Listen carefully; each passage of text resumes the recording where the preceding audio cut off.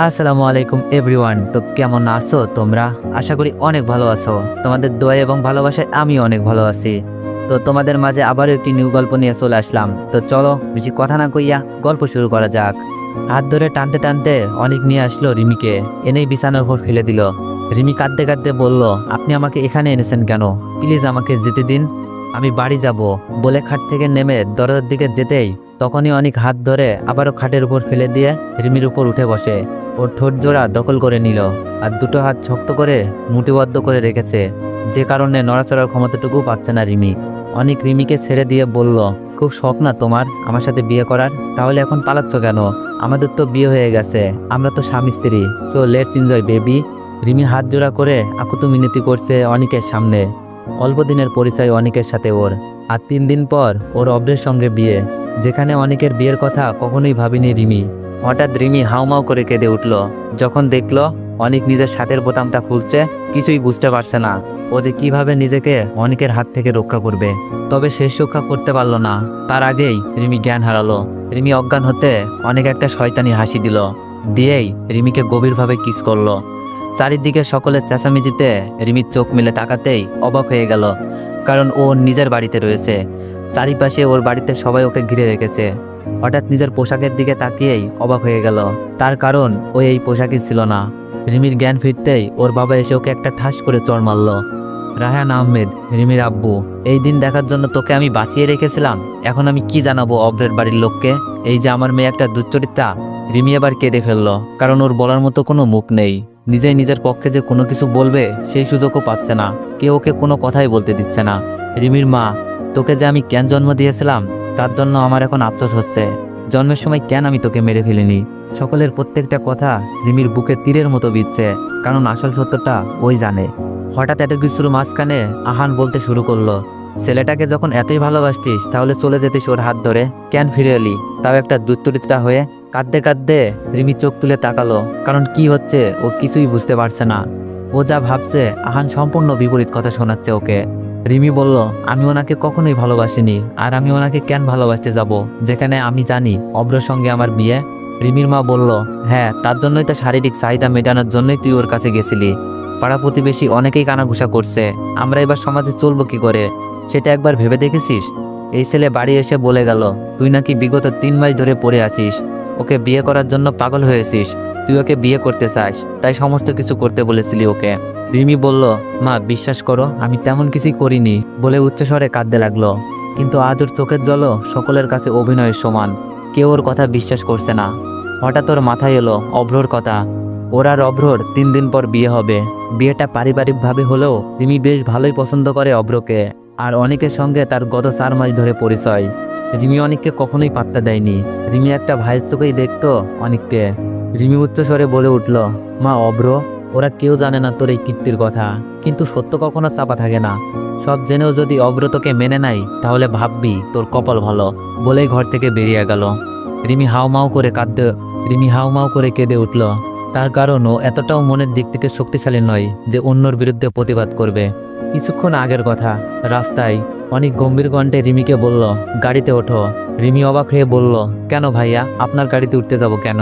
আর আমি হেঁটেই ঠিক আছি। অনেক বলল, যা বলছি তাই করো, না হলে রাস্তার লোকের সামনে যা করব সেটা ভালো হবে না। এবার তোমার ব্যাপার, তুমি কি করবে না করবে। বাধ্য হয়ে রিমি অনেকের গাড়িতে উঠল। কিন্তু কি কারণে অনেক তাকে গাড়িতে উঠতে বলল, আর অনেকই বা তাকে কোথায় নিয়ে যাচ্ছে সেই সমস্ত কিছুই জিজ্ঞাসা করলে অনেক চুপচাপ ছিল, তার পরিবর্তে একটা উত্তরও দেয়নি। তারপর সেখান থেকে গেল কাজী অফিসের সামনে। তা দেখে রিমি আরও অবাক হলো। সেখান থেকে গাড়িতে নামতেই রিমিকে টেনে টেনে নিয়ে গেল কাজী অফিসের সামনে। ওর বাবাকে খুন করে দেওয়ার ভয় দেখিয়ে পেপারে সই করিয়ে নেয় আর কবুল বলিয়ে নেয়। তারপর এইসব ঘটনা ঘটল, কিন্তু অনেকের এই সমস্ত কাজকর্মের কোনো কারণই রিমি জানে না। সন্ধ্যাবেলা চুপচাপ ছাদের এক কোণে রিমি বসে আছে, আর বসে বসে অব্রের সাথে কাটানোর সময়গুলোর কথা ভাবছে। হঠাৎই ওর ফোনে একটা আননোন নাম্বার থেকে ফোন আসলো। কলটা ধরার ইচ্ছা না থাকলেও কল ধরতে হলো। হ্যালো রিমি, কি করো জান? রিমি বলল, কি আপনি আমাকে এই সমস্ত নামে ডাকছেন কেন? আমাকে এত তাড়াতাড়ি ভুলে গেলে? সকালে না তোমাকে আমি বিয়ে করলাম, এত তাড়াতাড়ি ভুলে গেলে হয় রিমি? রিমির যেন বুকের ভিতরে ধক করে উঠল। বুঝতে পারলো সে অনেক নতুন আর কি ঘটনার জন্য অনেক ওকে ফোন করেছে সেটাও বুঝতে পারছে না। রিমি কাঁপা কাঁপা কণ্ঠে বলল, কি চাই আপনার? আপনি এই সমস্ত কেন করছেন? আপনার সাথে তো আমার শত্রুতা নেই। অনেক খুব শান্ত কণ্ঠে বলল, তোমার সাথে আমার কি শত্রুতা আমি থাকতে পারে বলো তো? তুমি আমার বউ, আর বউয়ের সঙ্গে কখনো শত্রুতা আমি থাকতে পারে বলো? সে যাই হোক, তোমার না 2 দিন পর বিয়ে, আমাকে ইনভাইট করলে না তো? রিমি বলল, আমার বিয়ে আপনি কি করে জানলেন? অনেক বলল, সেটা বড় কথা নয়, বড় কথা হলো তুমি আমাকে ইনভাইট করনি, আমি কিন্তু খুব রেগে আছি। অপরদিকে রিমির মুখে কোনো কথা নেই। অনেকের এই কথার পরিবর্তে কি উত্তর দেওয়া যায় সেটাও জানে না। অনেক বলল, সে বাদ দাও, তোমার কিছু জরুরি ভিডিও আমার কাছে রয়েছে, সেগুলো পারলে নিয়ে যেও। রিমি কিন্তু কিন্তু করে বলল, কিসের ভিডিও? আর আমার সাথে আপনার কোন ভিডিও? অনেক উচ্চস্বরে হেসে বলল, এ বাবা, সকালবেলা আমি আর তুমি মিলে যে এত রোমান্স করলাম, সেগুলো ক্যামেরা বন্দি করতে হবে না? সব ভুলে গেলে নাকি? ওগুলোই আছে। বিয়ের আগে তোমার নতুন বরকে যদি দেখাতে চাও তো নিয়ে যেতে পারো, না হলে আমার কিন্তু আবার স্বভাব ভালো নয়, সকলকে দেখাবো। রিমির গলা শুকিয়ে কাট, কারণ যা হয়েছে অনেকের সবকিছু ভিডিও করে রেখেছে, আর তা যদি অন্য কেউ দেখে ফেলে অব্র কোনোদিনই রিমিকে বিয়ে করবে না। রিমি বলল, তাহলে আমি কি করব? অনেক বলল, কাল সকাল 10টায় ভার্সিটিতে নয়, সোজা আমার বাড়িতে আসবে। যদি না এসেছো তো জানতেই পারবে আমি তোমার সাথে কি কি করব। আশা করি তুমি আমাকে খুব ভালো করেই চেনো। অনেক বলল, বাই রিমি জান। রিমি আর পারছে না এত কিছু সহ্য করতে, হাউমাউ করে কাঁদছে। কি থেকে কি হয়ে গেল সব। সারা রাত ভয়ে ভয়ে কাটিয়েছে রিমি, না জানি কোন নতুন বিপদের সম্মুখীন হতে হয় ওকে। অনেকের ভয়টা বড্ড বিরস করছে ওকে। আর তাছাড়া এই সমস্ত কথা যদি অব্র জানতে পারে তাহলে অব্র কখনোই ওকে বিয়ে করবে না, সে যতই অব্র ওকে ভালোবাসুক না কেন। হয়তো এটা রিমির ভুল ধারণা। অব্র ইজিপ্টে থাকে, সেখানে কোনো একটা কোম্পানিতে জব করে, আর বিয়ের পর রিমিকেও সেখানে নিয়ে যাবে, এরকম একটা ভাবনা চিন্তা রয়েছে। এতে যদিও বা রিমি বা ওর পরিবারের কোনো সমস্যা নেই।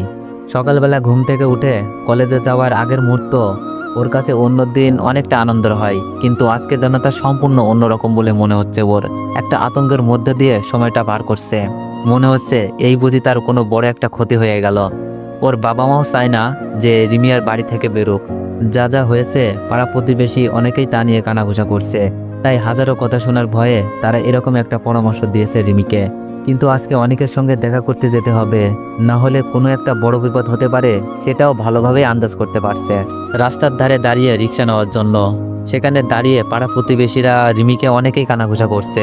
রিমি নিজের তার মধ্যে কিছুটা অপ্রস্তুত মনে করলেও তা প্রকাশ করছে না, না হলে তারা আরও চেপে বসবে ওর উপরে। অনেকক্ষণ ধরে রিমি দাঁড়িয়ে আছে অনেকের বাড়ির গেটের সামনে। কলিং বেলটা বাজানো সাহস জুগিয়ে উঠতে পারছে না। ওর ভাবনার কোনো পরিবর্তন হচ্ছে না। হঠাৎই ওর ফোনে ফোন আসতেই তাকিয়ে দেখলো অনেক ফোন করেছে। অনেকের ফোন দেখেই চমকে উঠল রিমি। অনেক বলল, রিমি জান, বাইরে দাঁড়িয়ে কেন? শ্বশুর বাড়িতে ঢুকবে না নাকি আমাকে নিয়ে আসতে হবে? তুমি লজ্জা পাচ্ছ তাই না? রিমি বলল, আমি আসছি। বলেই কলিং বেল বাজাতেই একটা সার্ভেন্ট এসে দরজা খুলে দিল। রিমি তাকে কিছু না জিজ্ঞেস করতেই তিনি রিমিকে বললেন যে উপরের ডান দিকের ঘরটা অনেকের। সিঁড়ি দিয়ে উঠছে আর ক্রমাগত দুটো পা কাঁপছে, কারণ সারা বাড়িতে একটা মানুষজনও নেই। সার্ভেন্টগুলো নিজেদের কাজে ব্যস্ত। ও যদি কোনো বিপদে পড়ে তাহলে কেউ যে ওকে সাহায্য করার জন্য ছুটে আসবে না তা বুঝতে আর বাকি নেই ওর। সার্ভেন্টের কথা মতো বড় রুমটার সামনে যেতেই দরজা খুলে অনেক রিমির হাতটা টেনে ঘরের ভিতর ঢুকিয়ে নিল। তারপর সঙ্গে সঙ্গে কোলে তুলে নিয়ে বিছানার উপর ফেলে দিল। অনেক এখন রিমির উপরে। ওর গরম নিঃশ্বাসগুলো ক্রমাগত রিমির মুখের উপর এসে আশ্রে পড়ছে। চোখে রয়েছে হাজারো রাগের প্রকাশ, কিন্তু সেই রাগের কারণ রিমির অজানা। অদ্ভুত এক নেশা রয়েছে অনেকের চোখে। রিমি ভয়ে ভয়ে বলল, আপনি প্লিজ আমার উপর থেকে সরে যান। রিমি আর কিছুই বলতে পারল না, কারণ তার আগেই অনেক রিমির ঠোঁট দুটোকে আঁকড়ে ধরল, হাত দুটোকে বিছানার সঙ্গে চেপে রেখেছে। রিমি ছটফট করছে অনেকের হাতের বাঁধন থেকে ছাড়া পাওয়ার জন্য, কিন্তু পেরে উঠছে না। অসংখ্য কামড়ে ভরিয়ে দিচ্ছে রিমির ঠোঁট দুটোকে। রিমি ব্যথায় কুকড়ে যাচ্ছে, তবুও অনেকের সেই দিকে খেয়াল নেই। এক পর্যায়ে রিমির ঠোঁট কেটে রক্ত বেরাচ্ছে দেখে অনেক রিমিকে ছেড়ে দিল। রিমি উঠে বসতেই ওর ঠোঁটে হাত দিয়ে দেখলো ঠোঁট কেটে রক্ত বেরোচ্ছে। রক্ত দেখেই রিমি কেঁদে ফেললো। অনেক রিমির কাছে গিয়ে রিমির ঠোঁটে আলতো করে চুমু দিয়ে বলল, রিমি জান, খুব ব্যথা পেয়েছো তুমি? রিমি কিছু বলছে না, শুধু কেঁদেই চলেছে। বলার ভাষাটুকু নেই। অনেক আর কি করতে পারে সেটা ওর ধারণায় চলে এসেছে। এখন এখান থেকে যে কোনোভাবে বেরিয়ে যাওয়ার অপেক্ষায়। এমনিতেই যা ক্ষতি হওয়ার হয়ে গেছে, নতুনভাবে কিছুই হবার বাকি নেই। রিমি ক্রমাগত কেঁদেই চলেছে। তা দেখে অনেক চেঁচিয়ে বলল, কাঁদছো কেন তুমি? আমি তোমাকে কিছু জিজ্ঞেস করেছি। অনেক যেন তার নিজের মধ্যে নেই। রিমি ভয়ে চমকে গেল। ওর কান্না যেন আরো বেড়ে গেল। তারপরেও কাঁদতে কাঁদতে বলল, আপনি প্লিজ আমাকে ছেড়ে দিন আর আমার সমস্ত ভিডিও ডিলিট করে দিন। আমি তো আপনার কোনো ক্ষতি করিনি, তাহলে আপনি কেন আমার সঙ্গে এরকম করছেন? প্লিজ আমাকে ছেড়ে দিন। রিমির কথা শুনে অনেক জোরে জোরে হাসতে লাগলো আর বলল, তোমাকে ছেড়ে দেওয়ার জন্য তো আমি এখানে আনিনি সুইটহার্ট। আজকে আবার বাসন না করে তোমাকে কি করে যেতে দিই বলো?